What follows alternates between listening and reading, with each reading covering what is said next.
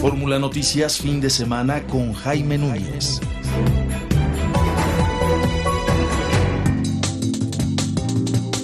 La agenda política. 9:08, ya con 9:09, tiempo de centro del país. Está Fernando Ávila, nuestro experto en la agenda política. Fer, pues ya se dio el paso el Partido Revolucionario Institucional el lunes pasado. Prácticamente desde Los Pinos se dio este destape aceptaron la renuncia de José Antonio Meade. Ha sido una semana muy intensa que concluye, vamos a ponerle así esta primera etapa, con lo del día de ayer, con Ivonne Ortega respaldando a José Antonio Meade, una Ivonne Ortega con la que hablamos hace unos minutos, con las convicciones bien puestas y ya señalando ella qué es lo que viene en adelante. Una Ivonne Ortega que fue muy crítica del proceso y de lo que estaba pasando al interior de su partido. Fer, te escuchamos, buenos días.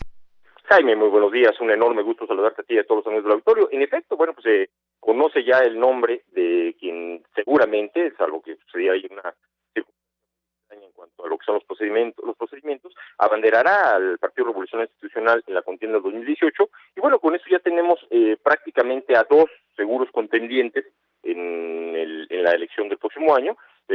Está descartado el caso de Morena, y bueno, en este caso faltaba saber quién representaría finalmente al PRI. Me parece que todo, como bien lo señalas, esta semana fue clave para el virtual precandidato y próximamente candidato, en el sentido de empezar a mantener esos acercamientos con quienes se mencionaba, con quienes se especulaba que podrían igualmente haber estado en condiciones de aspirar a la candidatura, lo que en términos políticos se le conoce como la operación cicatriz, en términos de buscar estas afinidades, los consensos, evidentemente los planteamientos respecto de lo que representa o significa el proyecto que abanderará José Antonio Meade, y que de alguna manera permite al interior del partido, bueno, llegar justamente a esta candidatura sin mayores sobresaltos y sin que eso se traduzca en divisiones y en cuestiones que pudieran poner en peligro una elección ya de por sí compleja.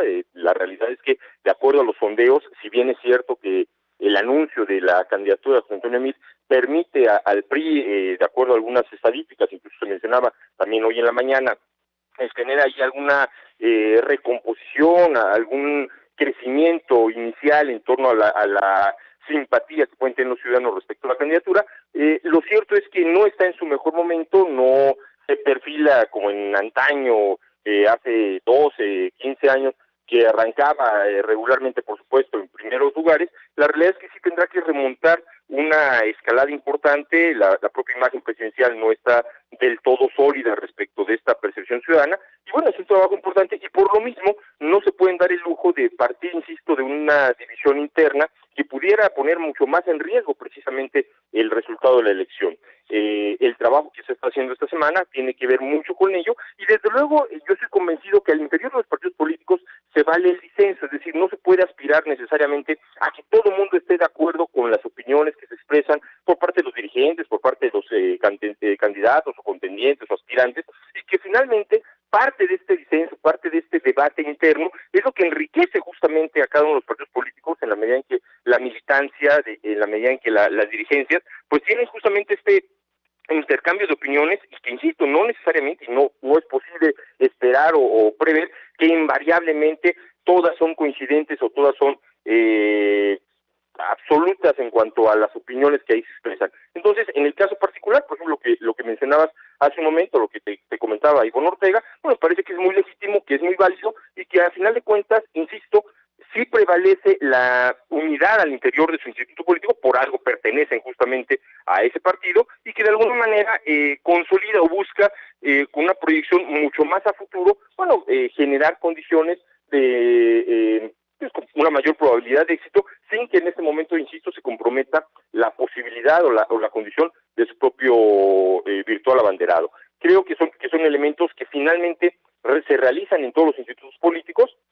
Veremos qué sucede en los próximos días, finalmente ya cuando se decante esta circunstancia del Frente Ciudadano, si es que se mantiene en esa circunstancia, si es que logran resolver la encrucijada, el crucigrama de quién será finalmente su candidato, y si esto al final no termina dividiendo precisamente esa circunstancia de los partidos que están alineados ahí, o si son capaces de resolverla adecuadamente y sin que esto represente una fractura al interior de sus institutos políticos. Pero bueno, pues eso ya se verá en el momento en que se resuelva cuál es el procedimiento para definir al abanderado y si al momento de definirlo esto no se traduce en ese rompimiento. Por lo pronto lo que vemos es que el PRI sale fortalecido de esta nominación, de esta designación, y que finalmente les permite, insisto, tener un mayor elemento de competitividad con miras al 2018.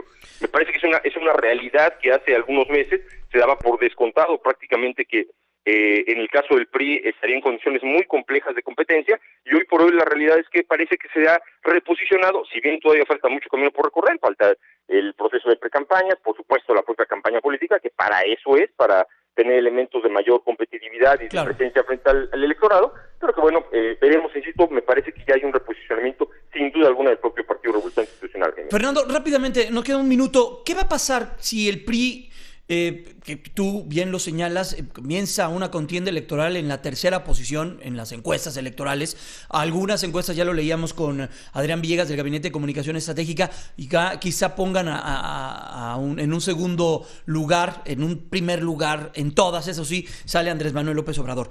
¿Qué va a pasar con el PRI si no toma estos tiempos de precampaña? Porque uno podía estar planteándose que Ivonne Ortega, en este caso, por ejemplo, podría haber sido este personaje que entrara a tener o a generar una precampaña. ¿Habrá alguien más o será tiempo que ellos puedan desperdiciar, que sea muy valioso para una precampaña donde la necesitan y la requieren para colocarse entre los medios de comunicación y en el debate público?